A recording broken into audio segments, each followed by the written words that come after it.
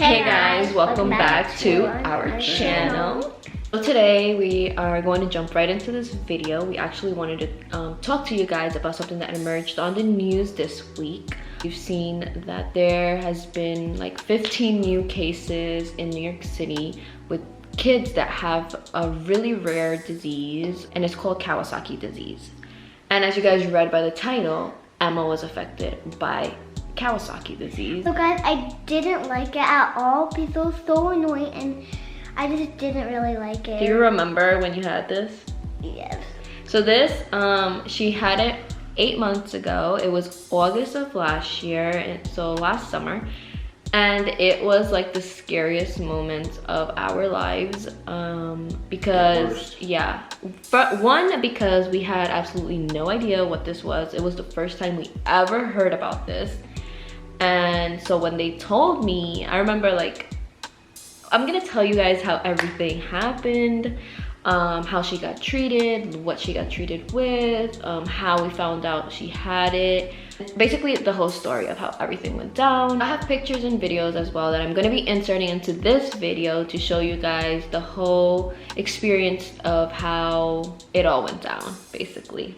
I took pictures throughout this whole thing, and I honestly was going to vlog this whole experience when it was happening, but we asked Emma if she wanted us to vlog this, you know, and she said she did not want to because I didn't like how I felt and I didn't want to like be on camera. Guys, we've never seen her like this. She's always happy. She's always proactive. She likes to just jump around and just, you know, play. Yeah. And throughout this whole experience, she was the total opposite of that. You know? Yeah, so we automatically knew something was wrong with her because all she wanted to do was sleep. I was so tired. I just wanted to sleep, and when my mom got me toys, I just wanted to sleep. Yes. We tried everything, bringing her eggs, those, what is it? Surprise eggs. Surprise eggs, going to Target, LOL toys. And she honestly, she didn't even look in the bag. Like, I remember like I went to Target one day and I brought like a gift bag and I put a whole bunch of toys in there, LOL toys and stuff. And when I went home and I showed it to her, she just looked at one toy and then she just put it down and just went back to sleep. So let's start off with how it all began. It started with a fever. She had a fever of 101.6.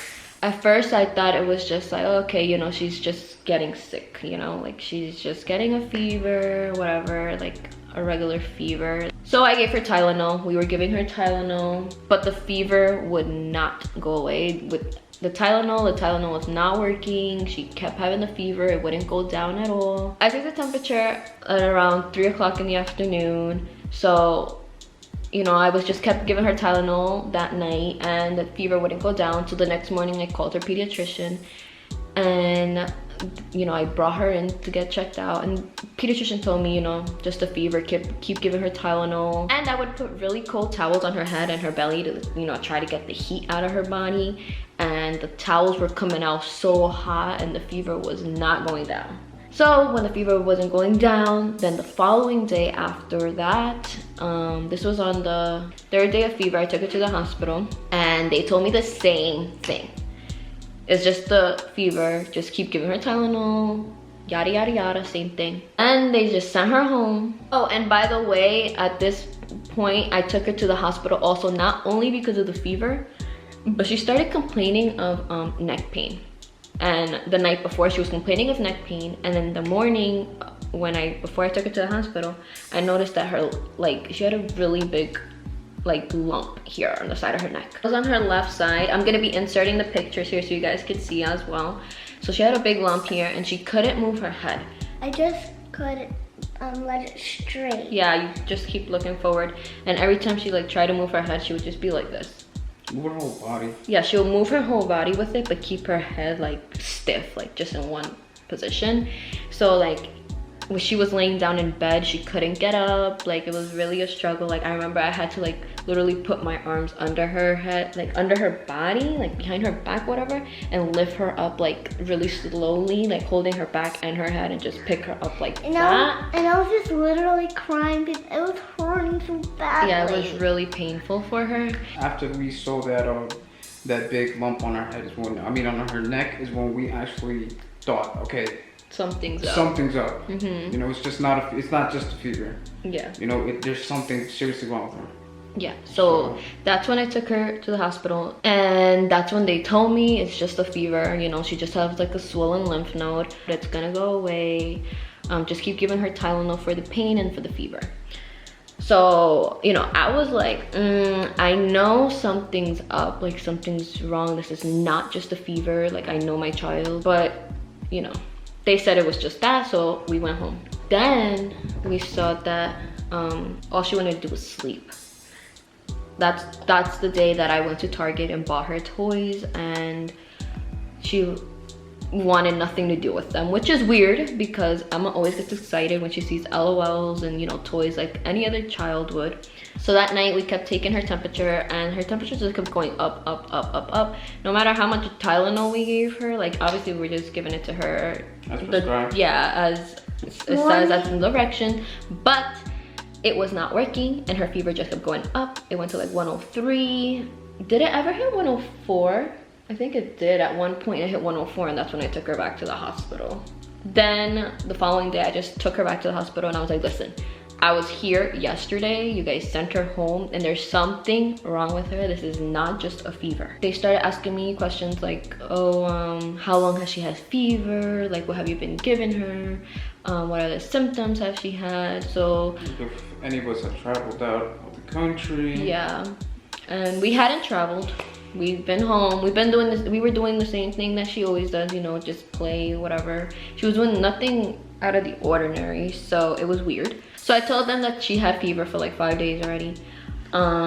She had the swollen lymph nodes, which now this side was swollen, so both of her sides were swollen already at this point. And then I told them that she was just sleeping 24/7.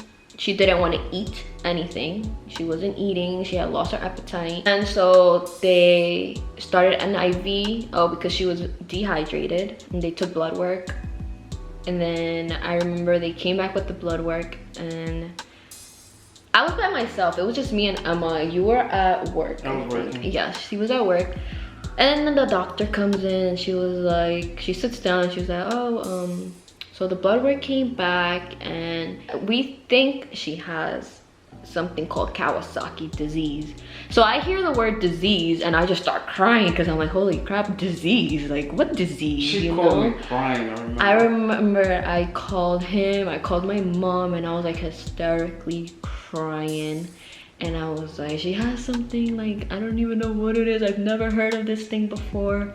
So it's some disease, and it affects her heart and all this other crap. Because they told me that it can affect her heart because it could affect the coronary arteries, which if it was to affect the coronary arteries, that would be permanent damage. You know, it would last her whole life. As a mother, I started freaking out because I'm like, holy cow, like, what is Kawasaki disease? I started Googling things, and you know, Google just freaks you out even more.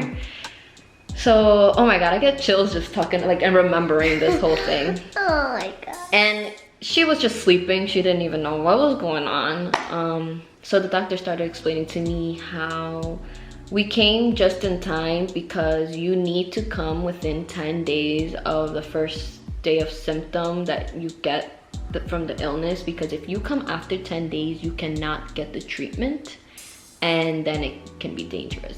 Thankfully, like, I kept going back until they finally figured out what was wrong. At this point, when they tell me that it's Kawasaki disease and they explain to me what it is, they told me that it's a very rare disease. They don't see many cases of this, and it affects usually just children, especially under the age of 5. And at this point, Emma was 4. I asked them how could she have gotten this, where could she have gotten this. They said they didn't know because it's not contagious. So it's really weird. They say that usually it starts like a virus or an infection in her body, and basically like her body is fighting this infection or virus, and it's too strong for her body to fight it. and that eventually turns into Kawasaki disease, I believe. So they told us that she was gonna be admitted and she was gonna stay in the hospital for a couple of days. While we were waiting for a room, they took her to get an ultrasound of her neck, of her lymph nodes. After that, we waited for a room. So they finally get us into a room, and at this point, it's already nighttime. They start giving her Tylenol. They give her high doses of aspirin for the heart. They also giving her fluids through her IV because she was dehydrated, like I mentioned before. They also were giving her Pedialyte ice pops to help with the dehydration. I don't think she knew it was Pedialyte. She just loved, I remember she loved the blue one. The blue one. She always asked for the blue one, and she would wake up just to eat that and then go right back to sleep. The next day, it was early in the morning. I was always checking up on her, like always staring at her, literally.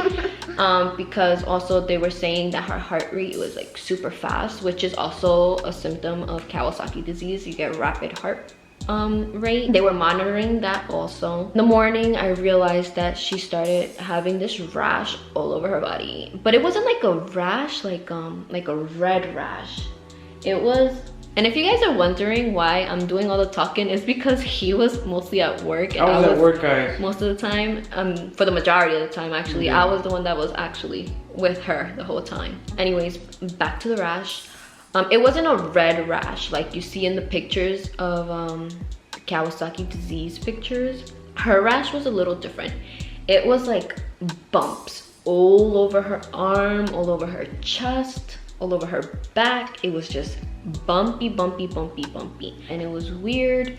So I asked the nurse, and she told me that was because of the Kawasaki. It also causes rashes. She was at her lowest point at this time. Like, this girl, she did not get happy to see anyone, to anything, you know? She just didn't smile anymore. At all. At all. Like, she was just sleeping. So for the rest of the day, she slept, and then around 2 o'clock that afternoon, they started the IVIG treatment, which is basically it's from the blood of humans. They take out this plasma or like antibodies from humans, and they use that. It is like a clear liquid. I have a picture of it here. They started that treatment at 2 o'clock in the, like 2:30 in the afternoon.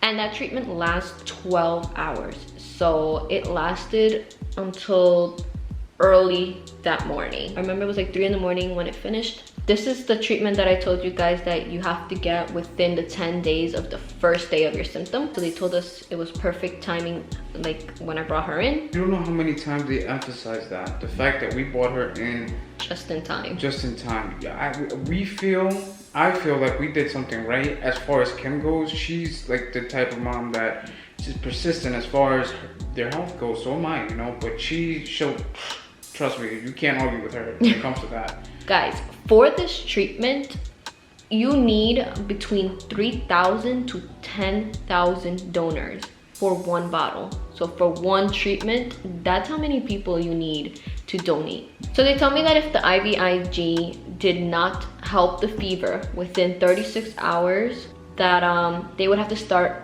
another round of IVIG. So obviously I was like hoping that it worked the first dose, because I did not want to stay there for like, you know, another 12 hours. That's a new whole day, extra day of staying there. Even though like I would much rather stay at the hospital, make sure she's perfectly fine and healthy to go home. But just knowing that if we had to do another round of IVIG, it's like, damn, you know, put her through that again. They also told me that the IVIG can cause her skin to peel, which it did. Her hands started peeling the next day. I remember her fingers were all peeling. She also got strawberry tongue, so she couldn't eat anything. Everything hurt her to eat. Like, I remember she would be hungry. Her belly would be growling. I actually have a video of this. I made a snowflake. My belly just growled. Do you want to eat something? You want some yogurt or applesauce? Oh, it hurts my tongue. Guys, she hasn't really been eating because her tongue hurts her, because it's really swollen and red. And every time she eats something, it hurts and burns. So her tongue was so swollen and bumpy. That's why they call it strawberry tongue, and it was super red. And it sucks because they didn't have anything for that. They had this rinse, actually. It's called magic wash, magic something. And she rinses her mouth with it, and it turns her tongue numb. So that way, you know, when she's eating, she won't feel it.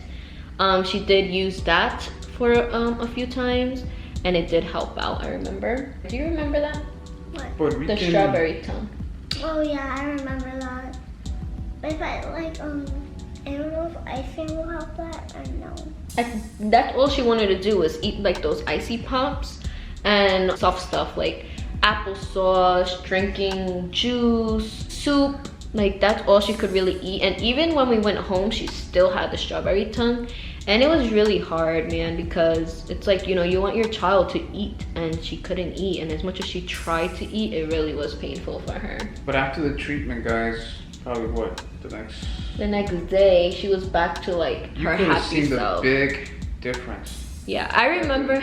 Yeah, go ahead. It was a big difference, guys. Like, you know, in a matter of hours after the treatment, she was slowly regaining that energy. I remember telling the nurse, like, that treatment was magic because you gave it to her, and as soon as it finished, it was like her energy, she was back to herself, like happy, like it was like nothing ever happened to her. It was the weirdest thing, but it made me feel happy because I'm like, okay, you know, the treatment worked, thank God. No more fevers. Her heart rate was, you know, slowing down, like back to normal. It wasn't super fast anymore. And she wanted to play. They had a playroom there. Did you crafts or something like that? Yeah, every day they had like crafts that they would do. And then the paint drawings, we used to put our favorite color paint. We used to slowly put it on the board, and then we just moved it around so it can look really cool. I have a video of that too.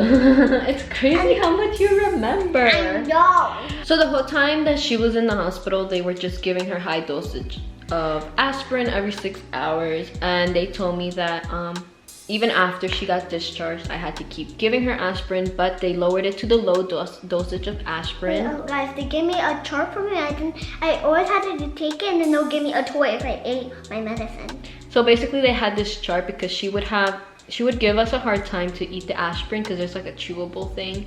And they did a chart, and they would put a sticker every time she took her aspirin. Like I said, they would give it to her every 6 hours, and at the end of the day, if she took her aspirin without, you know, giving a problem and actually getting all her stickers, they would give her a toy. She was getting so many toys. She went home with a bunch of toys. So as I was saying, when we went home, they told me to keep giving her aspirin, but then I had to give her that for 2 months, right? 2 months. Because she had to keep getting checked up with the cardiologist. To keep checking her coronary arteries to make sure everything was okay, and you know, checking her heart and everything.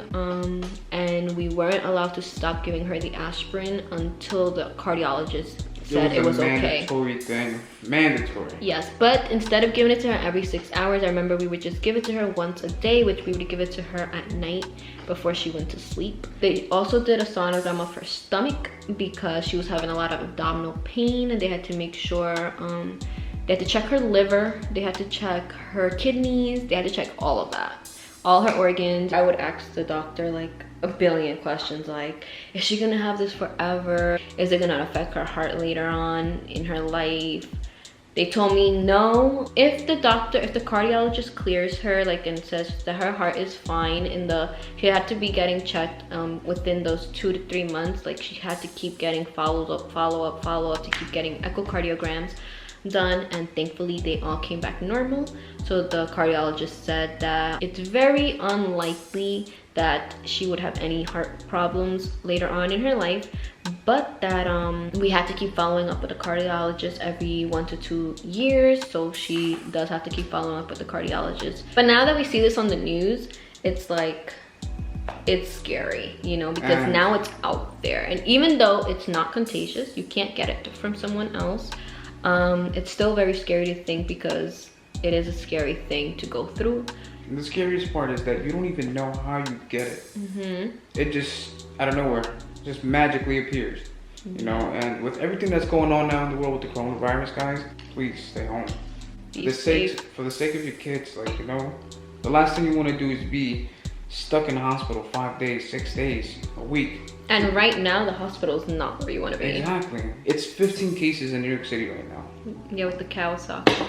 And I believe out of the 15, there were like 5 that were tested positive for the coronavirus. For the coronavirus, yeah. So that's why they're saying that they're linking the Kawasaki disease to the coronavirus, because like I said before, it's like a virus that you could have had this virus in your body and your body wasn't just fighting it the right way or fighting it as strong, and that's basically what they say leads to Kawasaki. So supposedly also the other ones that tested negative had antibodies of coronavirus, so that means that they had the coronavirus previously but now they don't.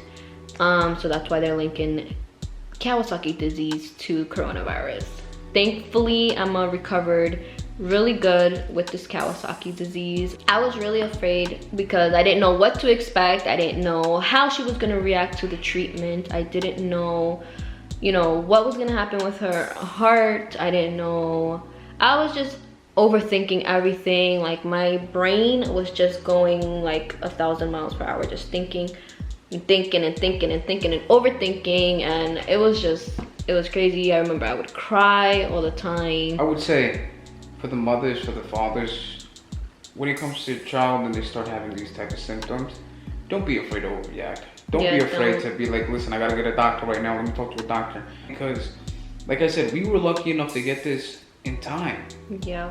You know, you don't want to be too late when it comes to this, because, like I said, the long-term effects that this disease has on your body, your children, is forever. Basically why we did this video was because not a lot of people know about it. Like I said, we didn't know about Kawasaki disease, but now that it's out there and everyone is wondering like, what is Kawasaki disease? I see comments like, where are they coming up with this name? Like they're just making up names for diseases now. They're making fun of it because of it's a brand of a motorcycle or whatever. They're like, oh, you know, they're just making up names like from dirt bikes or whatever, motorcycles and stuff like that. And no, like it has been around, just no one knew about it. Not a lot of people know about it until it affects you like we did. We had absolutely no idea what Kawasaki disease was. We just wanted to make this video to basically inform you guys like the symptoms, tell you guys our experience with Kawasaki. 8 months after, guys. My baby is healthy and happy. Do you have anything you want to add on to this? No. We pretty much said Do you everything. have a message for the kids? Do you want to say something to the kids? Do you want to say something to them? So kids, make sure to be safe, and if you want to go out, just make sure to wear a mask and gloves. But do you think they should really go out? What do you think they should do? They should just like stay home. Yes. Was it fun being in the hospital? Not at all. Oh my baby. No, it's not fun. Well, the funnest thing about it is me getting the toys. Yeah, that's what you liked about it? It was like Christmas every day for her there. Honestly. I know. But anyways, guys, we are gonna end the video right here. We hope this was an informative video for you guys, and that you learned something about it. Just please be safe. The world we're currently living in is scary. It's scary to be raising our kids in this crazy world that we are now living in. Thank you guys so much for watching. If you like this video, give this video a big thumbs up and subscribe to our channel. If you aren't already subscribed, please subscribe. And don't forget to hit the notification bell so you guys can be And you notified. know when we post new videos. Yes. Bye. Boop.